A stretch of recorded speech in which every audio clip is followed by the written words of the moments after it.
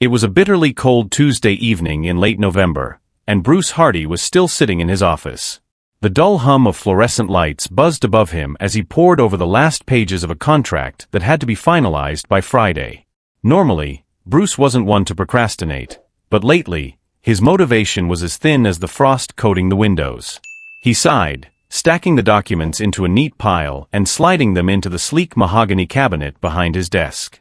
Locking the drawer, he leaned back in his chair and ran a hand through his thinning blonde hair. At 38, Bruce was the type of guy who tried to present himself as more successful than he really was. His tailored suits were a little too expensive for his income, and his perfectly combed hair didn't hide the fact that it was receding faster than his career prospects. Tonight, though, his mind wasn't on work, or even his family.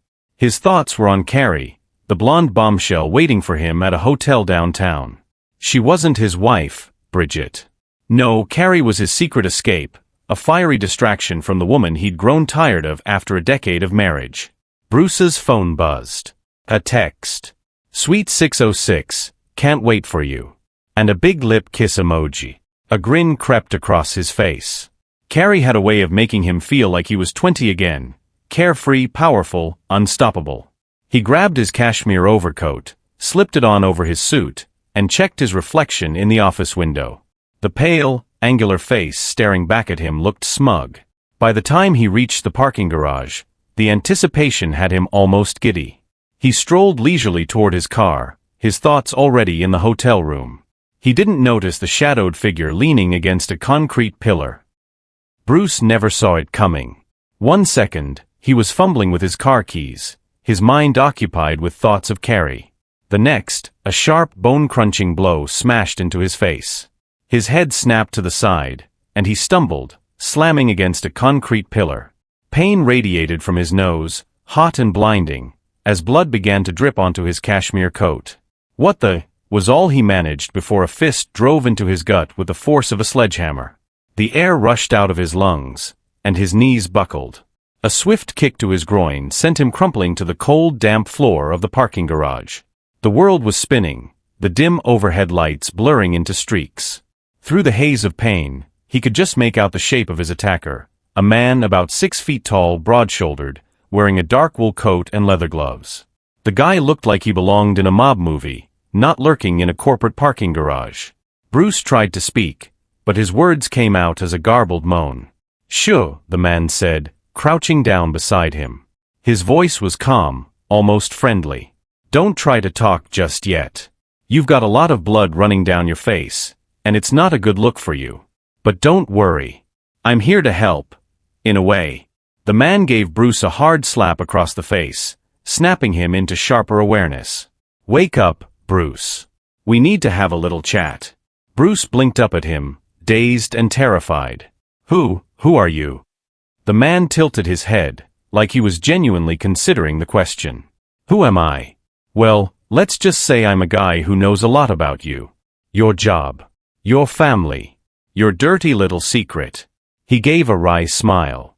"And most importantly, I know about Carrie." Bruce's stomach churned. He felt the bile rising as the words sank in. "Oh yeah," the man continued, his tone turning sharp. "You thought you were pretty slick, didn't you?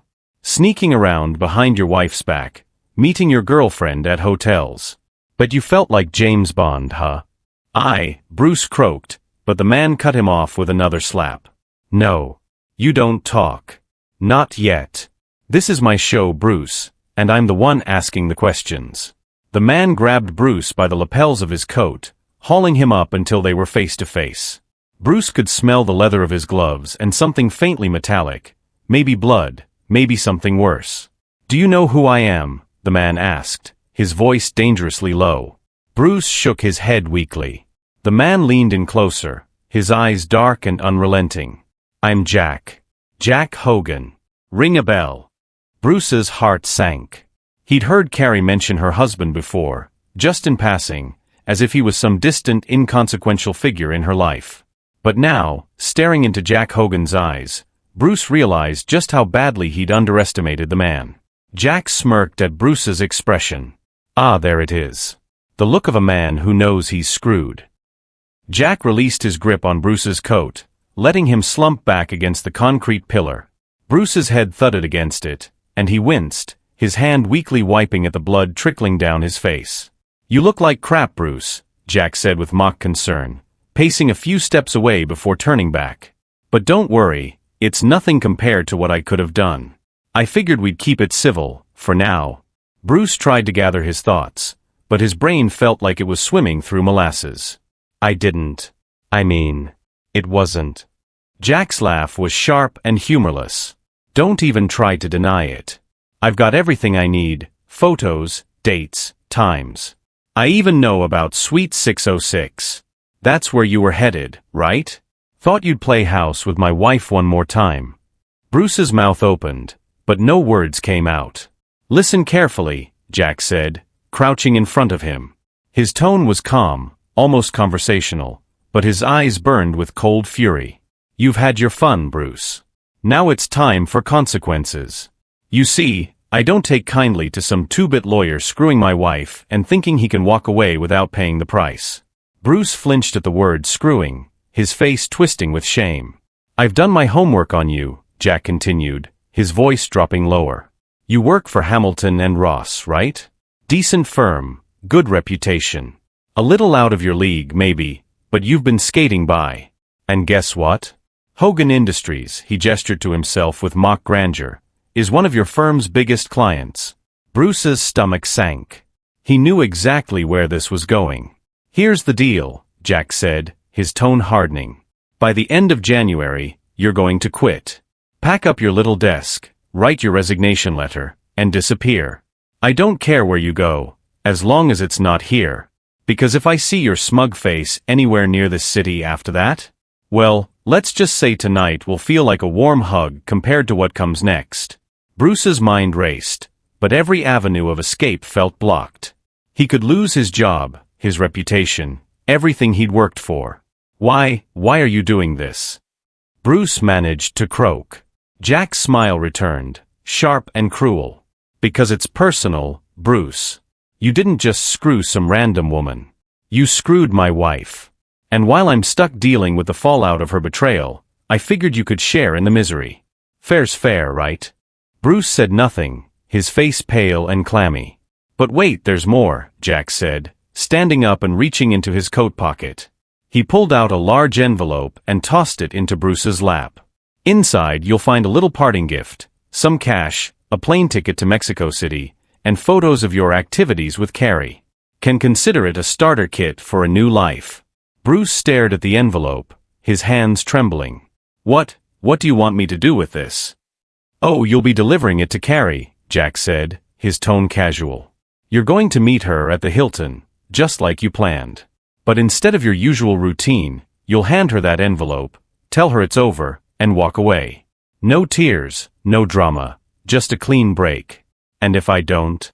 Bruce asked, though his voice lacked any real defiance.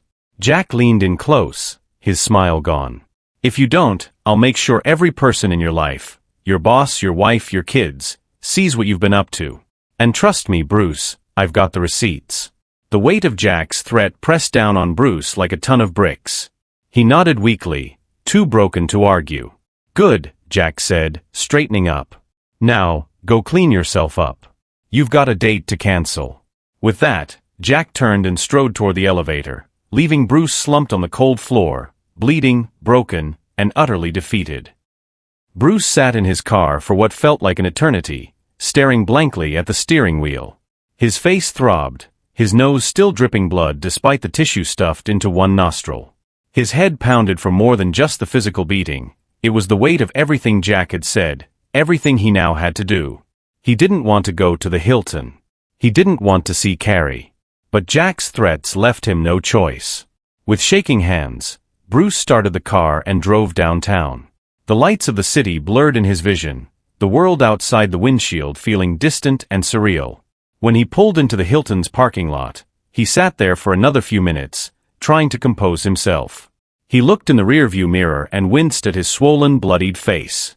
He told himself he'd explain it to Carrie as an accident, but deep down, he knew she wouldn't believe it. With a deep breath, he grabbed the envelope Jack had given him and headed inside. Suite 606. He knocked weakly on the door, barely able to lift his hand.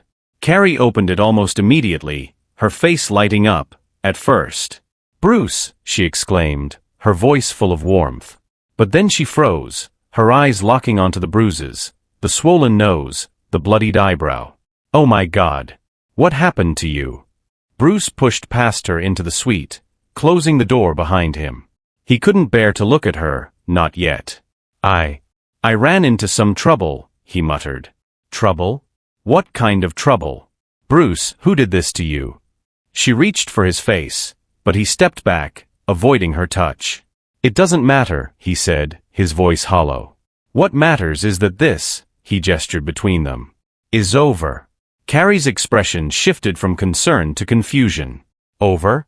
What are you talking about?" Bruce turned to face her, finally meeting her eyes. "Jack knows, Carrie. Your husband. He knows everything." Her face went pale, her hand flying to her mouth. No, he doesn't. He can't."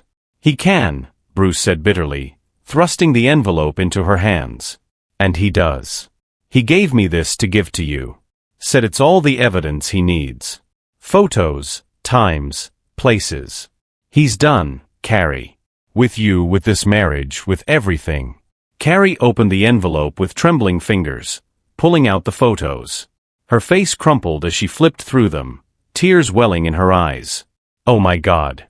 Bruce, I didn't mean for this to happen." Bruce laughed bitterly. "Didn't mean for what to happen? The affair? Or getting caught?" She shook her head, tears streaming down her face. "You don't understand. Jack, he's not just going to leave me. He'll destroy me." "Sounds familiar," Bruce muttered. Carrie looked up at him, panic etched across her face. "What did he say to you?" Bruce took a step closer, his voice low and cold. "He said I have until the end of January to quit my job and leave the city. He said if I don't, he'll make sure my wife, my kids, my boss, everyone, knows about this." Carrie stared at him, her mouth open in disbelief. "He can't do that. He wouldn't." Bruce smirked grimly. "Oh, he would. Trust me, Carrie. He's not bluffing." She collapsed onto the edge of the bed, burying her face in her hands. "What am I going to do?" "That's your problem," Bruce said, heading for the door. "I've done my part. Good luck explaining this to Jack. And by the way," he paused, looking back at her with a mix of anger and pity, "I wish I'd never met you." He left without waiting for a response, slamming the door behind him. The drive home felt even longer than the drive there. By the time Bruce pulled into his driveway, he was too exhausted to care about how he looked or what Bridget might say. When Bruce walked into the house, the kitchen light was still on. He staggered inside, went straight to the bathroom, and stared at his battered reflection in the mirror. Jack's words echoed in his head. "You'll carry this little memory with you forever." He already knew Jack was right. After washing himself and putting himself in order a little, as far as was possible in his situation, he headed to the kitchen. Bridget, his wife, sat at the table, her laptop open in front of her and a mug of tea in hand. Her eyes lifted from the screen, and the moment she saw his face, her expression shifted from mild annoyance to pure shock. "What the hell happened to you?" she demanded, standing up so fast the chair scraped loudly against the floor. Bruce hesitated, gripping the edge of the counter for support. "There was an incident at the parking garage," he mumbled. Bridget crossed her arms, her eyebrows knitting together. "An incident? Bruce, your face looks like you were hit by a truck. What kind of incident are we talking about?" He avoided her gaze, mumbling something incoherent. The weight of the night was pressing down on him like a vice, and he didn't have the energy to spin a convincing lie. "Bruce," Bridget said, her voice firmer now, "look at me." Reluctantly, he raised his eyes to hers.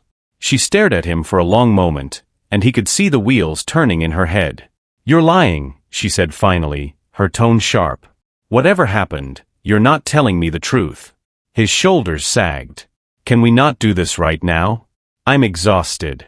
"Oh, we're doing this right now," she snapped, her voice rising. "You come home looking like you've been in a bar fight, and I'm supposed to just let it slide? What aren't you telling me, Bruce?" Bruce knew he couldn't keep up the charade much longer. The threat of Jack's evidence, the humiliation of the affair being exposed, it was all too much. His defenses crumbled. "I screwed up," he said quietly, his voice barely above a whisper. "What do you mean, you screwed up?" Bridget's tone was cold now, her arms still crossed. "I had an affair," he admitted, the words tumbling out like poison. "It's over. It's done. But I got caught." Bridget froze, her mouth slightly open as she processed his confession. For a moment, the room was deathly silent. Then slowly, her face twisted into a mask of fury. "You had an affair," she hissed, her voice trembling with anger. "With who? When?" Bruce winced. "It doesn't matter. It's over now. It damn well matters," she shouted, slamming her fist on the table. "Who was it, Bruce?" He hesitated, then sighed. "Carrie Hogan." Bridget blinked, her expression shifting from fury to shock. "Jack Hogan's wife." Bruce nodded weakly. Bridget let out a sharp, bitter laugh. "Well, that explains your face. I'm guessing Jack didn't take the news too kindly." "You could say that," Bruce muttered, rubbing his bruised jaw. Bridget paced the kitchen, her hands running through her hair. "Unbelievable.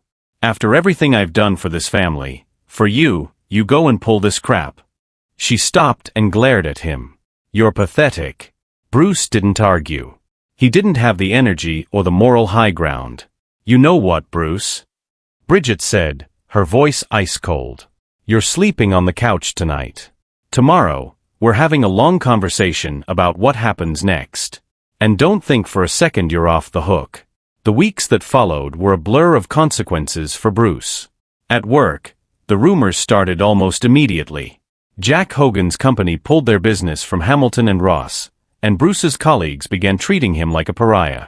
Before he could do it himself, in mid-January, Bruce was summoned to the managing partner's office and faced with a choice: resign quietly or be fired publicly. He chose the former. At home, things weren't much better. Bridget filed for divorce within weeks, her lawyer demanding full custody of the kids and a significant portion of Bruce's dwindling savings. She was furious but methodical, ensuring Bruce felt every ounce of her wrath. As for Carrie, Bruce never saw her again. He heard through the grapevine that Jack had followed through on his threats, sending her packing with nothing but the clothes on her back. Word was she'd left town, heading south to Mexico or somewhere equally far from Jack's reach. Bruce moved to another state, to a small, dirty apartment on the outskirts of the city. His career was in ruins, his family shattered, and his reputation irreparably damaged. He spent his days working low-level legal gigs for small firms and his nights replaying his mistakes in his mind. Jack Hogan had been right. Bruce would carry the memory of that night forever. In the end, Bruce wasn't sure who had come out worse, him or Carrie. But he did know one thing: he'd underestimated the power of consequences. Jack hadn't just taken revenge, he'd scorched the earth beneath Bruce's feet. Sometimes, Bruce thought about reaching out to apologize to Jack. But every time, he remembered Jack's cold, unflinching eyes and the way he'd said, "If I ever have to see you again, you won't like what happens next." And so Bruce stayed quiet, knowing that silence the only way to survive.